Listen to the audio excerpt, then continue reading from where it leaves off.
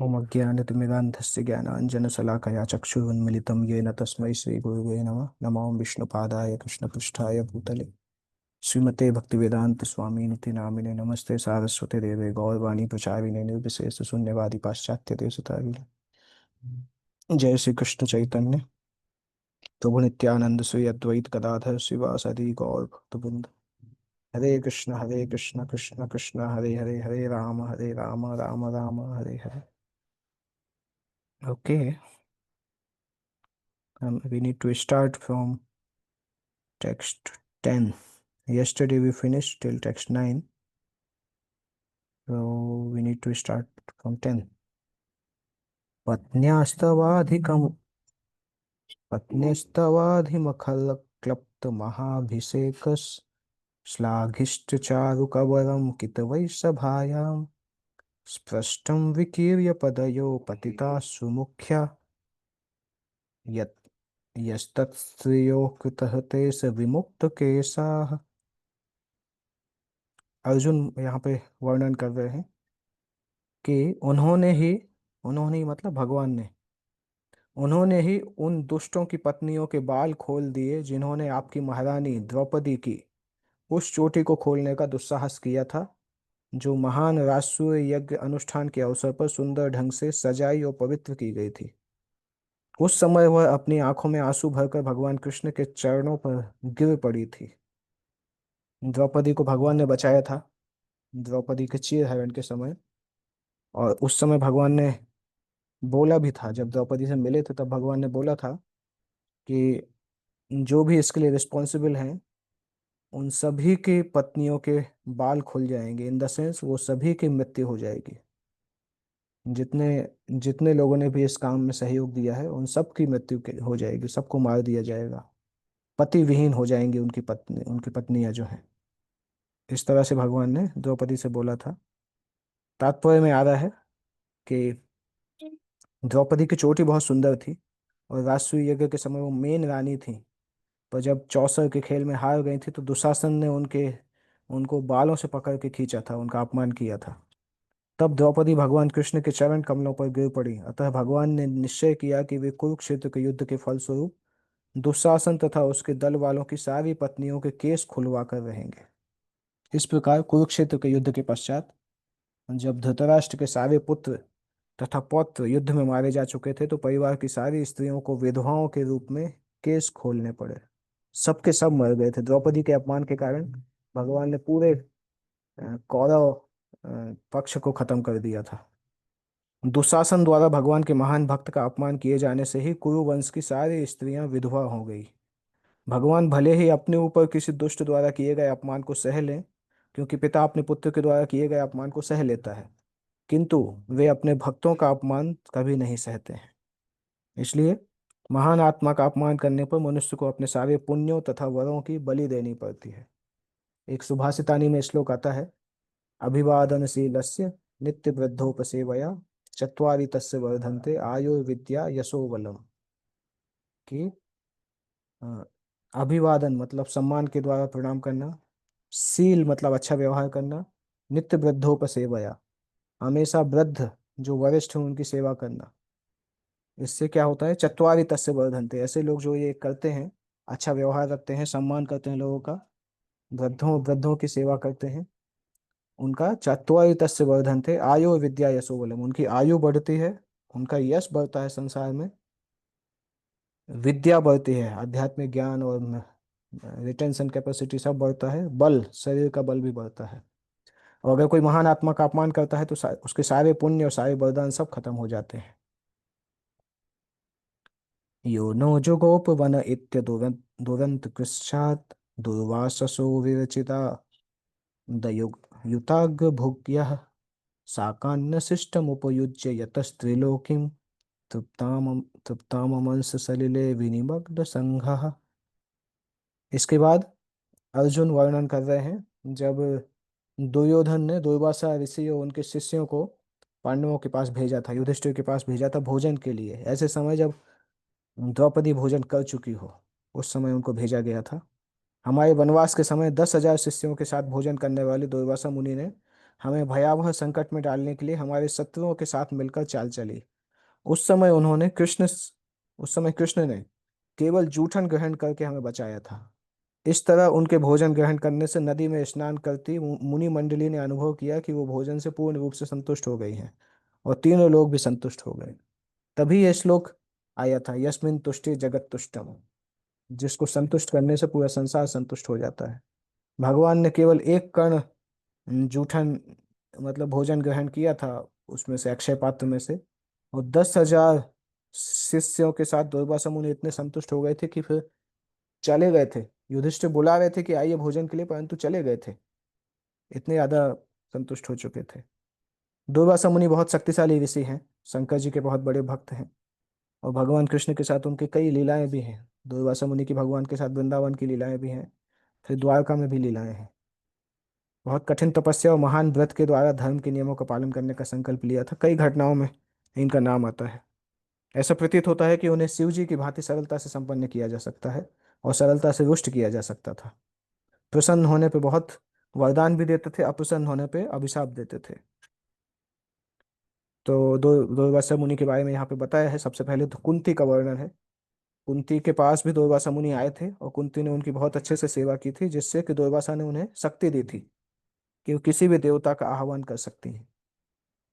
ये दुर्वासा ने ही शक्ति दी थी, जिस कारण से कुंती ने फिर पुत्रों की प्राप्ति की।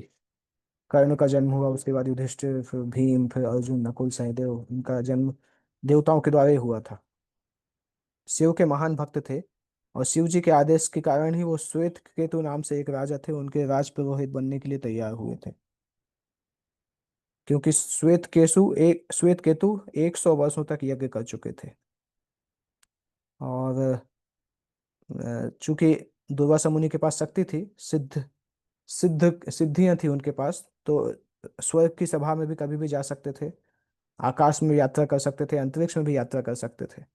और यहाँ तक कि दुर्वासा मुनि एक बार वैकुंठ के ग्रह तक भी गए थे, जब अम्बरीश महाराज को मारने के लिए उन्होंने राक्षस को पैदा किया था और फिर सुदर्शन चक्र उनके पीछे भागने लगा था। तो वैकुंठ तक की यात्रा कर चुके थे। इतनी लंबी दूरी उन्होंने एक वर्ष में तय की थी, जब उन्होंने चक्रवर्ती सम्राट और परम भक्त अम्बरीश से झगड़ा झगड़ा किया था। और बाकी जो स्टोरी है ये तो हम जानते हैं, कि वो जब दुर्योधन के पास गए थे तो दुर्योधन ने उनकी अच्छे से सेवा की। फिर दुर्योधन चाहते थे कि युधिष्ठिर को कोई सांप मिल जाए, तो उन्होंने दुर्वासा से बोला कि मेरे भाई वन में है, बड़े भाई, आप उनके पास जाके उनके पास भी प्रसाद लीजिए। जबकि दुर्योधन जानते थे कि युधिष्ठिर तो वन में है, वो कैसे इतने लोगों का प्रसाद खिलाएंगे। तब भी दुर्योधन ने भेजा ये सोच के कि अगर दुर्वासा सांप दे देंगे तो अच्छा है। और दुर्वासा गए भी। युधिष्ठिर ने दुर्योधन ने बोला कि जब द्रौपदी भोजन कर चुकी हो तब जाइएगा, क्योंकि अक्षय पात्र द्रौपदी के भोजन करने के बाद कुछ प्रदान नहीं करेगा। तो ऐसी चाल दुर्योधन ने रखी थी, चली थी पांडवों के खिलाफ। और उसके आधार पे दुर्वासा मुनि राजा के वहां तब पहुंचे जब राजा और द्रौपदी दोनों भोजन कर चुके थे। अभी दुर्वासा को कोई मना तो नहीं कर सकता है। तो युधिष्ठिर ने बोला कि आप आइए, जब आप दोपहर का धार्मिक कृत्य करके आइए तब तक हम भोजन तैयार करते हैं। तो इसके बाद वही है, अक्षय पात्र की स्टोरी हम सभी जानते हैं। क्योंकि अक्षय पात्र की स्टोरी के आधार पे द्रौपदी के खाने के बाद उसमें से कुछ नहीं निकल सकता था। इसीलिए द्रौपदी ने भगवान को स्मरण किया, और भगवान को स्मरण करते साथ भगवान वहां पे आए और आके बोलते हैं, ये द्रौपदी, मैं बहुत भूखा हूँ, कुछ खाना है। तो द्रौपदी ने बोला, यही तो समस्या है, इसीलिए तो आपको बुलाया है कि वो 10,000 शिष्यों के साथ आए हैं, उनको भोजन कैसे कराएं, और आप भी आके वही मांग रहे हो, कैसे क्या, कैसे हैंडल करेंगे। तो भगवान वहां पे पहुंच के, देखिए ये पे लिखा है, द्रौपदी उस विषम स्थिति में भगवान का स्मरण कर रही थी, और सर्वव्यापी भगवान तुरंत अपने भक्तों की कठिन स्थिति समझ समझ गए। इसलिए वो वहां पर उपस्थित हुए, द्रौपदी से कहा कि जितना भी भोजन बचा हो ले आए। भगवान की बात सुन के द्रौपदी अत्यंत खिन्न हुई, क्योंकि भोजन तो था नहीं और भगवान भोजन मांग रहे थे। उन्होंने भगवान से कहा कि अगर उन्होंने खाया नहीं होता तो सूर्य के द्वारा जो थाली दी गई थी अक्षय पात्र, वो कितना भी भोजन दे सकती थी, परंतु वो तो भोजन कर चुकी थी, इसलिए अभी क्या मिलेगा। तो ऐसा बोल के द्रौपदी कृष्ण के सामने रोने लगी। कठिन स्थिति में कई बार स्त्रियां इस प्रकार से रोने लगती हैं, बहुत जल्दी आंसू आने लगते हैं उनके। तो इस प्रकार से अपनी कठिनाइयां बताकर कृष्ण के समक्ष द्रौपदी रोने लगी, और भगवान ने द्रौपदी से बोला कि आप पात्र तो लेके आओ। थोड़ा बहुत अगर चिपका होगा। तो भगवान द्रौपदी जब पात्र लेके आते तो भगवान ने देखा कि पात्र में एक शाक का कण है। भगवान ने उसको खा लिया। उसके बाद फिर भगवान ने द्रौपदी से बोला अभी सबको बुलाओ, सारे अतिथियों को बुला लो। द्रौपदी को भी आश्चर्य हुआ कि भगवान क्यों बोल रहे हैं ऐसा, क्योंकि कुछ है तो है नहीं यहाँ पे, खिलाएंगे क्या बुला लेंगे तो। परंतु उनका भगवान के प्रति सरेंडर था। तो भीम को तुरंत भेजा गया। भीम ने जाके सबको बोला कि आप लोग इतना लेट क्यों कर रहे हैं, भोजन तो तैयार है। और यहाँ पे क्या था, भगवान ने जब भोजन किया था तो सबके सब का पेट भर गया था, पूरा का पूरा पेट भर गया था। और उन्होंने फिर सोचा नदी में स्नान करते करते कि युधिष्ठिर ने इतने व्यंजन बनाए होंगे और हमें तो भूख नहीं लग रही है, हम खाएंगे कैसे। इसलिए वहां से चले गए बिना भोजन लिए।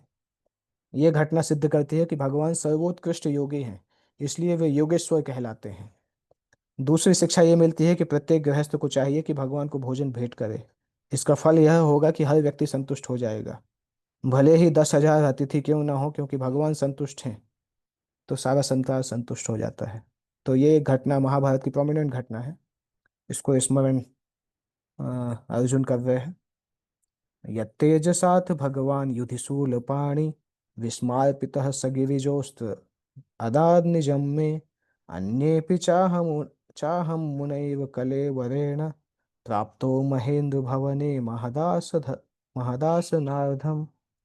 ये उन्हीं का प्रताप था कि मैं एक युद्ध में शिवजी तथा उनकी पत्नी पर्वतराज हिमालय की कन्या को आश्चर्यचकित करने में समर्थ हुआ। जब अर्जुन दिव्यास्त्र के लिए तपस्या कर रहे थे तब शंकर जी आए थे एक शिकारी के रूप में। और अर्जुन ने इतना अच्छा युद्ध किया था उनके साथ कि शंकर जी भी आश्चर्यचकित हो गए थे कि इतना अच्छा योद्धा कैसे हो सकता है। और शंकर जी उन पर प्रसन्न हुए और शंकर जी ने मुझे अपना निजी अस्त्र दिया। अन्य देवताओं ने भी मुझे अपने अपने अस्त्र भेंट किए। और इसके अतिरिक्त मैं इसी वर्तमान शरीर से स्वर्गलोक पहुंचा जहां मुझे आधे ऊंचे आसन पर बैठने दिया गया। इस शरीर से स्वर्गलोक जाना वर्जित है, कोई नहीं जा सकता है, परंतु भगवान की शक्ति के कारण अर्जुन इसी शरीर से स्वर्गलोक तक गए थे और वापस भी आ गए थे। किसी ने कुछ नहीं बोला था। सामान्यतः अगर कोई इस शरीर से स्वर्गलोक जाने का प्रयास करे तो देवता लोग उसको दंड देते हैं, जा ही नहीं सकते हैं, एक्चुअली एटमॉस्फेरिक सिचुएशन ऐसी है। पर अगर कोई पहुंचने का प्रयास करता है तो देवता लोग उसको दंड देते हैं। परंतु अर्जुन वहां पहुंचे। वहां पे इंद्र देवता के आसन पे बैठे, इंद्र के साथ में बैठे वो सारे देवता। भगवान के कृपा के कारण सारे देवता अर्जुन से प्रसन्न थे। इसका भाव यह है कि जिस किसी पर शिव जी या अन्य देवता की कृपा है उस पर भगवान की कृपा हो ये आवश्यक नहीं है। रावण जैसे शिव जी के भक्त थे परंतु राम के क्रोध से नहीं बच पाए। और भी उदाहरण है। परंतु इसके विपरीत अगर राम कृष्ण की कृपा किसी पे होती है तो सारे देवता उस पर कृपा भी करते हैं। जैसे यहाँ पे उदाहरण है, शिव जी अर्जुन से युद्ध करके भी प्रसन्न होते हैं। परमेश्वर के भक्त जानते हैं कि देवताओं का सम्मान किस तरह किया जाए, किंतु देवताओं के भक्त कभी कभी मूर्खतावश ऐसा सोचते हैं कि भगवान देवताओं से बड़े नहीं हैं। और ऐसी धारणा से मनुष्य अपराधी बन जाता है। अर्जुन के इन कार्यों से एक शिक्षा मिलती है कि एकमात्र भगवान श्री कृष्ण को प्रसन्न करके सारे वरदान प्राप्त किए जा सकते हैं। केवल देवताओं के भक्त या पूजकों को आंशिक लाभ मिलता है। क्योंकि देवता का भी विनाशशील है इसलिए वो जो वरदान देते हैं वो भी विनाशशील हो जाते हैं। दूसरा हमने ऑलरेडी डिस्कस किया कि अर्जुन भगवान की कृपा से इसी शरीर से स्वर्गलोक गए। और इंद्रदेव ने उन्हें अपने साथ बैठाया अपने सिंहासन पे। आधे आधे हिस्से में इंद्र बैठे, आधे में अर्जुन बैठे। जब कोई व्यक्ति स्वर्ग ऐसे जनरल जब कोई व्यक्ति जाता है तो पुण्य कर्मों के द्वारा जाता है। वो पुण्य कर्म जब तक क्षीण होते हैं तब तक वहां पे रहता है, जब क्षीण हो जाते हैं तो नीचे आ जाते हैं। सूर्य चंद्र ये सब स्वर्ग स्वर्ग लोक के लक्षण हैं। अर्जुन को इसी शरीर में जाने दिया गया था क्योंकि भगवत कृपा का प्रसाद था, अन्यथा ऐसा संभव नहीं है। अभी भी इसी शरीर से स्वर्ग लोक जाना संभव नहीं है। बहुत सारे वैज्ञानिक प्रयास कर रहे हैं कि स्वर्ग लोक जाएंगे, परंतु पता ही नहीं चलता है स्वर्ग लोक है कहाँ। ऐसे विज्ञानी अर्जुन के स्तर के नहीं है। क्योंकि ये शरीर जो है ये 3 गुणों से बना है। और ये स्थूल शरीर जो है, ये स्थूल शरीर पृथ्वी के वातावरण के हिसाब से अनुकूल है, दूसरे ग्रहों के हिसाब से अनुकूल नहीं है। और स्वर्ग जाने के लिए आपको और सूक्ष्म शरीर की आवश्यकता होती है। जब ज्यादातर लोग रजोगुण तमोगुण से प्रभावित हैं तो इस प्रभाव के लक्षण कामुक और लोभी होने से प्रकट होते हैं। ऐसे पतित लोग मुश्किल से स्वर्ग पहुंच सकते हैं। स्वर्ग के ऊपर भी कई लोग हैं जहाँ पे केवल सतोगुणी जीव पहुंचते हैं। वहां पे अ, रजोगुणी तमोगुणी लोग नहीं पहुंच पाते हैं। सत्वगुण के लोग जो हैं वहां पे पहुंचते हैं, परंतु वैकुंठ उससे भी ऊपर है। इसके बाद नेक्स्ट वर्स में आता है, तत्रैव मे विहरतो भुजदण्डयुग्मं गाण्डीवलक्षणमरातिवधाय देव सेन्द्राश्रिता यदनुभावितमाजमीढ तेनाहमद्य मुसितः पुरुषेण भूम्ना। जब मैं स्वर्गलोक के अतिथि के रूप में कुछ दिन रुका रहा, तो इंद्रदेव समेत स्वर्ग के समस्त देवताओं ने निवात कवच नामक असुर को मारने के लिए गांडीव धनुष धारण करने वाली मेरी भुजाओं का आश्रय लिया था। ये वर्णन हमने पहले पढ़ा है 2-3 दिन पहले की क्लास में, कि इंद्र ने अर्जुन से रिक्वेस्ट किया था कि आप निवात कवच नामक राक्षसों को मारिए, क्योंकि उनको इंद्र भी नहीं मार पा रहे थे। इंद्र ने मारने का प्रयास किया था, परंतु वो लोग इतने शक्तिशाली थे कि इंद्र भी नहीं मार पाए थे। तो अर्जुन से रिक्वेस्ट किया गया था सारे देवताओं ने कि आप मारिए, क्योंकि आप भगवान के कृपा पात्र हैं, आप इतने बड़े योद्धा हैं। यहाँ पे अजमीर के वंशज राजा, इस समय मैं पूर्ण पुरुषोत्तम भगवान से विहीन हो गया हूँ, जिनके प्रभाव से मैं इतना शक्तिशाली था। राजा अजमेर के वंश में युधिष्ठिर महाराज का नाम आता है, इसलिए उनको इस नाम से पुकारा गया है, आज अमीर। और यहाँ पर वर्णन आ रहा है कि हालांकि स्वर्ग के देवता मनुष्य से कई कई स्तर पर ऊंचे होते हैं, चाहे शक्ति, सौंदर्य, ऐश्वर्य, किसी भी स्तर पे मनुष्यों से बहुत ऊपर होते हैं, परंतु तब भी उन्हें अर्जुन से उनके गांडीव धनुष के कारण सहायता लेनी पड़ी, क्योंकि गांडीव धनुष भगवान श्री कृष्ण की कृपा से शक्ति संपन्न था। निवात कवच का जो वध है वो गांडीव के द्वारा ही हो सकता था, और जब गांडीव अर्जुन के हाथ में रहता था तो अर्जुन अजय हो जाते थे। गांडीव भगवान कृष्ण की कृपा के कारण उसके अंदर शक्ति थी। भगवान सर्व शक्ति संपन्न है, सर्वशक्तिमान है, और उनकी कृपा से शुद्ध भक्त उनकी इच्छा के अनुसार शक्तिशाली शक्तिमान हो सकता है, जिसकी कोई सीमा नहीं होती है। किंतु जब भगवान किसी से अपनी शक्ति वापस ले लेते हैं तो वो भगवान की इच्छा से शक्ति विहीन हो जाता है। तो जब तक भगवान शक्ति देते हैं तब तक उसके अंदर शक्ति रहती है, जब भगवान शक्ति छीनना चाहे तो व्यक्ति का सारा शक्ति चला जाता है। तो ये सब हमारे बोरोड प्लूम्स हैं, ऐसे पंख हैं जो भगवान ने दिए हैं। वो पंख जैसे गायब हो जाएंगे तो हम नीचे गिर जाएंगे। हर हर भक्त को, हर व्यक्ति को याद रखना चाहिए कि जो भी हम कर रहे हैं वो भगवान की शक्ति के द्वारा हो रहा है, भगवान की कृपा के द्वारा हो रहा है। इसके बाद अर्जुन वर्णन करते हैं विराट विराट युद्ध का वर्णन यहाँ पे अर्जुन करने वाले हैं, जो कि हम नेक्स्ट क्लास में वर्णन करेंगे इस बारे में। तो मैं एक्चुअली 4 धाम की यात्रा पे जा रहा हूँ अपना, बद्रीनाथ, केदारनाथ, गंगोत्री, यमुनोत्री। तो वहाँ पे इंटरनेट का सिग्नल पता नहीं कैसा रहेगा, मैं ट्राई करूँगा जितना भी जब भी अवेलेबल है तो क्लासेस हो सकती हैं, रेगुलरली ट्राई करूँगा। बट इन केस अगर सिग्नल्स नहीं आते हैं तो फिर क्लास या तो हम पोस्टपोन करेंगे या फिर रुक्मिणी वल्लभ प्रभु क्लास देंगे, वो हम देखेंगे। बट अगले 1 हफ्ते 10 दिन में मैं हिमालय के आसपास रहूँगा, तो प्रयास करते हैं हम रेगुलर क्लास करने का। ओके, तो हम यहाँ पर आज एंड करते हैं। नेक्स्ट क्लास हम मंडे को श्लोक संख्या 14 से करेंगे। श्रीमद् भागवतम की जय, जगत गुरु शिल प्रभुपाद की जय।